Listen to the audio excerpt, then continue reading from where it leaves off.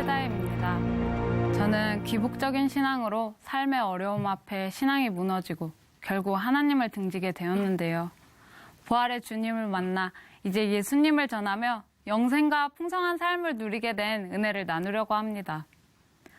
저는 어려서부터 하나님이 살아계시다고 믿을 수밖에 없었어요.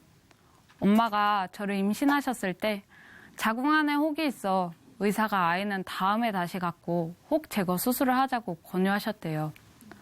엄마는 교회 목사님과 기도 후 이 생명이 하나님으로부터 왔다는 믿음을 받으셨기 때문에 저를 낳기로 결심하셨어요. 극심한 고통이 있었지만 2개월을 참으시고 다시 기도했을 때 하나님께서 이제 수술을 하라는 마음을 주셔서 우리나라에서 5손가락 안에 꼽힌다는 산부인과 교수님을 찾아가셨어요. 의사 선생님은 이왕 아이를 낳기로 결정한 거 아이가 인큐베이터 안에 들어갈 수 있을 때까지 기다려보자고 하셨지만 엄마는 하나님으로부터 받은 마음에 확신이 있으셨기에 수술을 받으셨어요. 막상 수술을 해보니 혹이 10cm나 돼서 조금만 늦어도 산모와 태아 모두가 위험한 상황이었습니다. 다행히 혹 제거 수술은 잘 되었어요. 몇 번의 유산 고비는 있었지만 저는 인큐베이터 안에 들어가지 않고 엄마 뱃속에서 남은 개월수를 다 채우고 태어날 수 있었어요. 의사 선생님은 우스갯소리로 얘는 세상 구경하고 다시 들어가네라고 하셨대요. 어려서부터 이 이야기를 들으며 하나님의 존재를 의심할 수 없었습니다. 그러나 하나님에 대해 잘 알지 못했던 저는 진짜 사람을 만나듯 하나님을 만나고 싶었어요. 구약을 보면 모세나 아브라함이 하나님을 직접적으로 경험하듯 저도 추상적인 하나님이 아닌 내 옆에 정말 와주시는 하나님으로 뵙고 싶었습니다. 제자들이 예수님 바로 옆에서 지냈으면서도 배신하는 걸 보면 이해가 되지 않았어요. 내가 만일 제자들이었다면 절대 안 그럴 거라 확신했습니다. 비록 성경은 어렵게 느껴졌지만 끊임없이 묵상하며 하나님을 알고자 노력했어요. 어느 날 아빠 사업이 부도가 나고 부모님은 신앙훈련을 받기로 결정하여 가족 모두가 함께 훈련을 받게 되었는데요. 훈련이 끝나고 안정적인 수입원이 없던 저희 가족은 경제적인 어려움에 늘 시달리게 되었어요. 이런 어려움도 하나님이 우리 가정을 가르치시는 길이라 생각하며 늘 하나님 은혜 안에 거하기 위해 엄마를 따라 집회와 예배, 선교훈련을 참석했어요. 근본적인 가난과 가정의 화목은 해결되지 않았지만 은혜로 하루하루를 버텨내듯 살았습니다. 가정의 경제 상황은 극에 달해 살고 있던 집에서 마저 나오게 되었는데요. 집이 마련될 때까지 저희 가족은 친인척 집으로 흩어져 지내게 되었어요. 이때 하나님을 원망하게 되고 화가 났습니다. 우리 가족이 하나님을 믿지 않는 가정보다 더 비참하게 지금 살고 있는데 너무하신 것 아니냐고. 우리가 아무리 하나님 뜻을 잘못 헤아려서 잘못 가고 있다지만 이렇게까지 궁지에 몰아넣으시고 방관하셔도 되는 거냐며 원망했어요. 이제 내 인생 내가 알아서 살겠다고 그렇게 하나님께 등을 돌렸습니다. 이런 저의 상태를 아신 엄마는 교회나 집회에 저를 억지로 끌고 가려 하셨지만 저는 은혜 받지 않으려고 안간힘을 썼어요. 말씀을 듣다가 찬양을 부르다가 눈물이라도 나려고 하면 정신 차려 최다혜, 여기서 은혜 받으면 우리 집은 끝나는 거야 하며 은혜는 곧 패가망신이라는 문장을 마음에 새겼습니다. 그리고 제가 철저히 주인이 되어 인생을 계획하고 아르바이트를 하며 경제적인 문제를 해결하려 했어요. 대학교 때 저는 고모의 도움으로 자취생활을 할 수 있었는데요. 부모님께 생활비를 요구하는 것이 어려웠을 때 친구들이 영양사 선생님께 교회를 안 다닌다고 성경 말씀 몇 분만 들으면 학식을 공짜로 먹을 수 있다고 하는 거예요. 망설여졌지만 결국 같이 갔습니다. 말씀을 나누시던 선생님이 저에게 학생은 교회 나간 적 있어요? 물어보시는데 20년을 넘게 교회를 다니고 하나님을 믿던 제가 아니요? 라고 대답했어요. 처음엔 죄책감으로 마음이 무거웠지만 나중에는 오히려 이거 보셨죠? 저 이렇게 할 수 있는 사람이에요. 충분히 하나님을 떠나 살 수 있습니다. 하며 더 강팍하게 굴었어요. 내가 알아서 잘 살겠다고 했지만 보이지 않는 성취를 위해 해야 할 건 너무나 많고 내 능력은 한없이 모자라 마음이 정말 힘들었어요. 삶에 대한 의욕이 생기지 않아 늘 무기력해 있었는데요. 이런 저에게 엄마는 교회 다시 가자고 권하셨지만 우리 가족 잘 되기 전까진 교회 안 간다고 말하며 거절했어요. 엄마는 계속 설득하셨고 저는 마지못해 교회에 가게 되었습니다.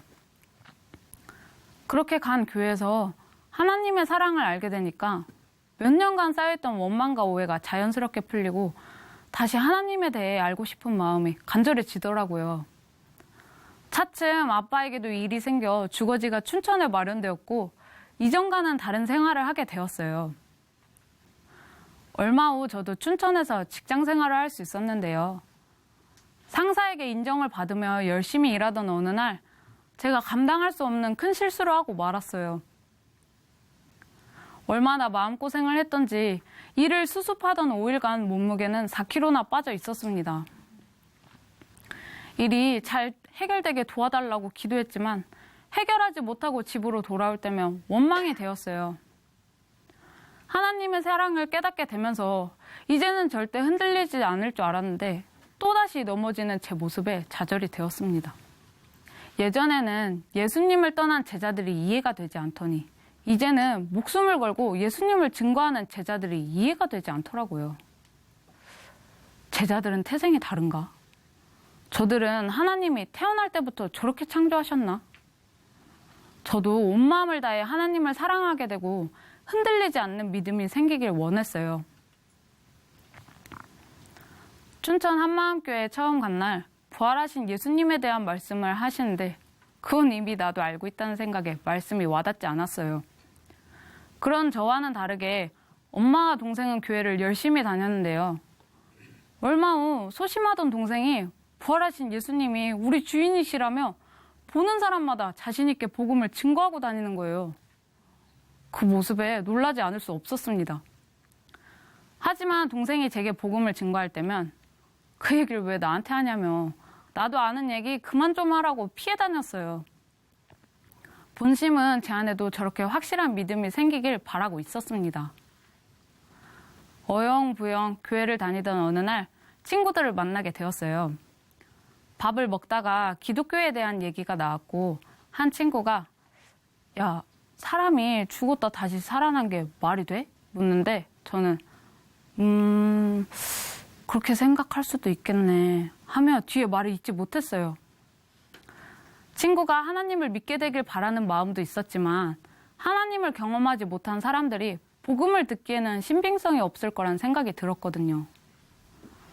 분명히 안다고 생각했는데 친구의 말에 명쾌하게 대답하지 못한 게 후회가 되고 나는 왜 이럴까 생각이 들었어요. 엄마도 동생도 나도 같은 부활을 알고 같은 하나님을 믿는데 왜 내 안엔 확신이 없는 건지 도대체 뭐가 문제인 건지 정말 모르겠더라고요. 기복적이고 흔들리는 믿음인 것에 대해서 고민하던 어느 날 작은 교회 예배를 드리며 성경 말씀 몇 구절을 보게 되었어요. 예수께서 가라사대 내가 곧 길이요 진리요 생명이니 나로 말미암지 않고는 아버지께로 올 자가 없느니라. 그리스도께서 다시 사신 것이 없으면 너희의 믿음도 헛되고 너희가 여전히 죄 가운데 있을 것이요. 그런데 저는 이 말씀이 마치 제가 하나님을 믿지 않았다고 하는 것 같았어요. 부활하신 예수님이 선명하지 않았고 믿음이 흔들렸던 것은 인정하는데 믿지 않았다는 것은 도저히 인정이 되지 않더라고요. 믿는다는 것이 뭔지, 난 누구에게 무엇을 하고 있었다는 건지, 내가 여태 하나님이라고 부르던 분은 누구인지. 저는 이 고민이 너무 힘들고 도저히 내 힘으로 지식으로 해결될 일이 아닌 것 같았어요. 이전에 목사님께서 우리가 하나님을 믿을 수 있는 건 성령님이 도와주시기 때문이라고 하셨던 말씀이 생각났어요. 그래서 성령님께 간절히 의뢰하게 되었습니다. 성령님, 제가 하나님 믿기 원합니다. 마음이 너무 힘들고 괴롭습니다. 하지만 정말 하나님 믿기 원합니다. 도와주세요. 저는 괴로운 심정으로 다음날 주일 예배에 참석했어요. 주일 예배 가운데 사도행전을 건너뛴 시대에 대한 말씀을 듣는데 초점이 부활하신 예수님으로 향해지기 시작했어요. 예수님 부활하신 것은 정말 이 땅에 일어난 일이다. 누가 생각해낸 것이 아닌 실제 일어난 일이고 이것을 누군가 본 것이고 본 사람들이 목숨을 걸고 증언하였다. 사람은 죽었다 다시 살 수 없다. 영원히 사는 것도 할 수 없다. 하나님만 가능하다. 하나님만. 부활한 사람 예수는 하나님이 맞다. 죽음을 이기고 영원히 사신 예수님이 성자 하나님이신 것이다. 부활하신 예수님 앞에 서게 되니 예수님 부활하신 것이 나를 위한 것이었다는 것을 알게 되었어요. 예수님 다시 사신 것은 나와 무관한 것이 아니었어요. 교리적으로 알고 있던 그 부활이 제게 실제 사건이 되면서 그분이 나를 위해 부활하신 것이 확실해지고 하나님을 앞에 두고도 믿지 않았던, 주인을 앞에 두고도 주인으로 믿지 않았던 저의 죄가 분명한 것이 드러났어요. 그리고 점심시간에 한 목사님과 말씀 교제를 나누게 되었는데요. 바리새인이 하나님을 믿었던 사람이냐고 물어보시는데 저는 당연히 믿었던 사람이라고 대답했어요. 목사님께서는 맞다고, 바리새인이 보통 믿은 것이 아니라고, 율법을 다 지키며 얼마나 잘 믿었던 사람이냐고. 그런데 예수님께서는 뭐라고 하셨냐고 물어보시는데 저는 마음이 무너졌어요. 저는 하나님께 회개했어요. 바리새인이 저의 모습이었습니다. 바리새인도 하나님을 믿는다고 했지만 예수님께서는 독사의 자식이라고 하셨어요. 그들이 믿지 않는다고 그들이 믿는 분이 말씀하시는데 내가 믿는다는 분이 믿음이 아니라고 하시는데 내가 믿었다는 주장이 무슨 소용이 있냐는 생각이 들었습니다. 제가 정말 바리새인이었습니다. 부활하신 예수님을 믿지 않으면서도 내 생각대로 하나님을 믿어온 제 신앙은 신념이었어요. 부활을 보고도 하나님으로 믿지 않았어요. 하나님이신 확실한 증거가 있는데도 증거 없는 제 신념을 오히려 더 진짜라고 믿었어요.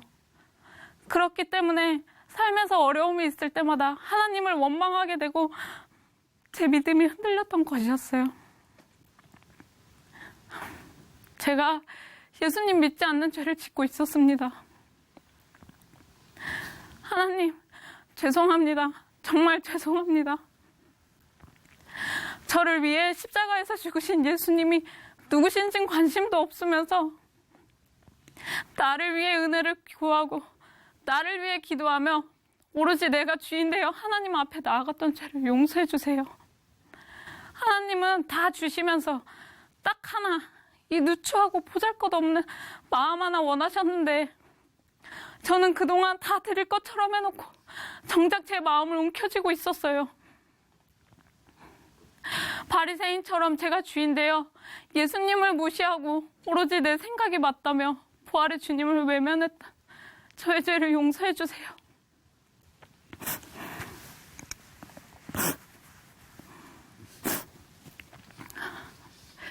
예수님만이 정말 저의 주인이십니다.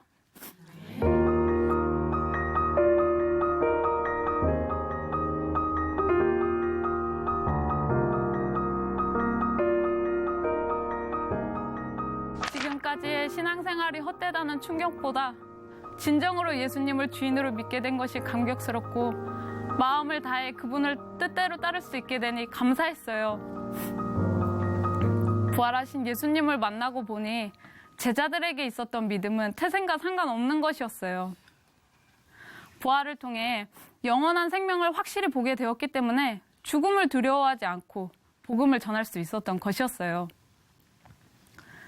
저는 신앙생활을 하면서 전도가 가장 어려웠는데요. 다신 볼 일 없는 외국인들에게는 할 수 있겠는데 주위 사람들에게는 용기가 나지 않아 못하겠더라고요. 그러나 부활의 증거를 통해 살아계신 예수님과 말씀들이 확증되면서 저 또한 제자들과 같은 확신과 담대함이 생겼습니다. 저로선 있을 수 없는 일이었어요. 저는 할머니가 갑자기 돌아가신 일로 마음이 너무 힘들었는데요. 평소 건강이 좋지 않으셨던 할머니에게 복음을 전해드리고 싶었지만 전하지 못하고 있었거든요. 다른 가족분들이 할머니에게 복음을 전했을 때 너가 봤냐? 그걸 어떻게 믿냐? 단호하게 반응하시는 것을 보며 더 전하지 못하고 있었어요. 이러다가 할머니가 그냥 돌아가실까 봐 불안하면서도 복음을 전하지 못하는 제 모습이 너무 답답했어요. 할머니가 돌아가시기 얼마 전 동생과 교회 지체분이 복음을 전해드렸는데요. 의식 없이 숨만 헐떡이시는 상황이었지만 소리를 내시며 반응하셨고 얼마 후 할머니는 돌아가셨습니다. 사랑하는 할머니가 숨을 거두시는 상황 속에서도 복음을 전하지 못한 이 일을 두고두고 생각하면서 제 자신을 자책하며 괴로워했는데요. 이제는 두려워하지 않고 확신 있게 복음을 전하게 되었습니다. 할머니가 돌아가신 뒤 할아버지도 많이 힘들어 하셨어요.